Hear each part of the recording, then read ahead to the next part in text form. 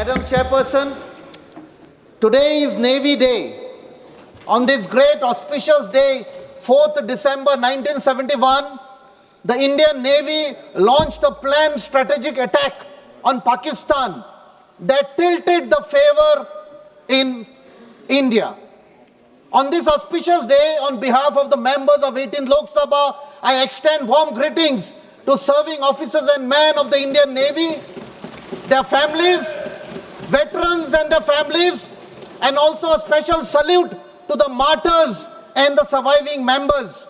I take this opportunity, Madam Chairperson, that there is a crisis as far as the veterans are concerned, where the ECHS facility, where the government has stopped the disbursement of money, because of which Empandal hospitals have stopped medical facility for the members of veterans. I appeal to you, and there are a large number of members of parliament who have signed this letter. Through your office, I will be appealing to the Honorable Defence Minister to immediately release the funds. Thank you.